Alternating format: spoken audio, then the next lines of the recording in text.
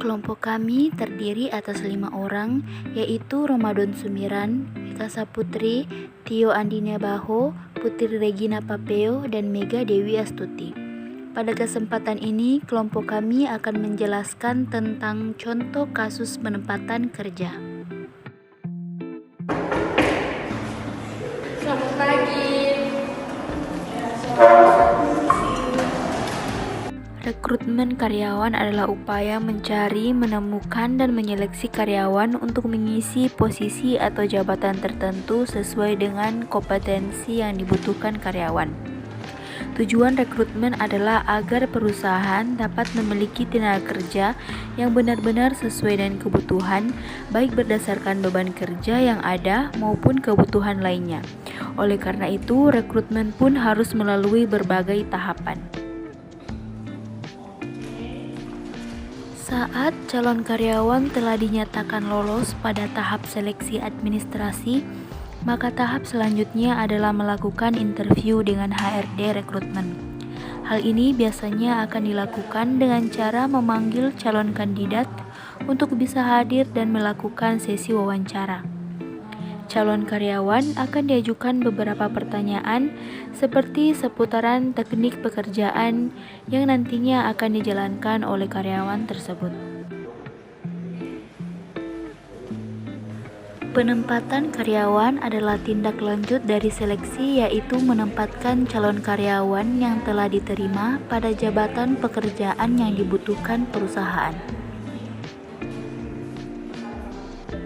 Kasus permasalahan dalam tugas kami ini adalah kesalahan penempatan bidang kerja dikarenakan divisi A kekurangan karyawan, sehingga HRD langsung menempatkan karyawan baru di divisi yang kosong tersebut.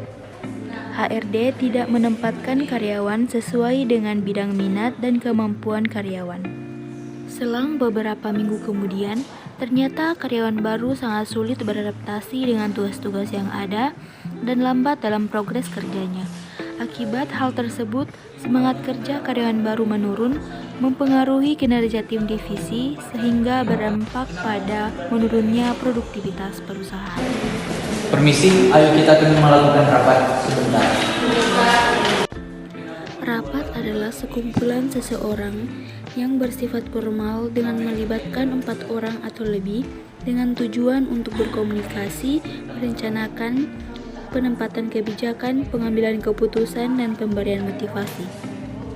Sebuah rapat diadakan untuk membahas suatu permasalahan atau sesuatu yang penting untuk dibahas dan diputuskan bersama.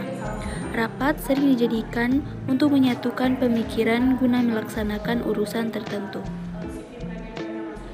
Manajer menjelaskan tentang permasalahan dan memberitahukan apa saja kesalahan HRD di depan karyawannya.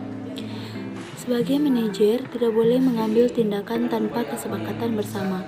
Oleh karena itu, diadakan rapat ini. Di dalam rapat banyak hal yang diperdebatkan. Oleh karena itu, manajer menanyakan apa kemauan karyawan baru dan solusi dari tim divisi untuk karyawan baru tersebut. Dari kesepakatan bersama dalam rapat, bagi karyawan baru akan ada pengenalan dan pelatihan semua divisi agar mereka tahu bagian mana yang cocok. Dari pelatihan tersebut, kedua karyawan baru telah ditempatkan sesuai dengan bidang skill masing-masing. Mengenai divisi A yang kosong, divisi tersebut telah diisi dengan karyawan lama yang ternyata berkompeten di bidang divisi A.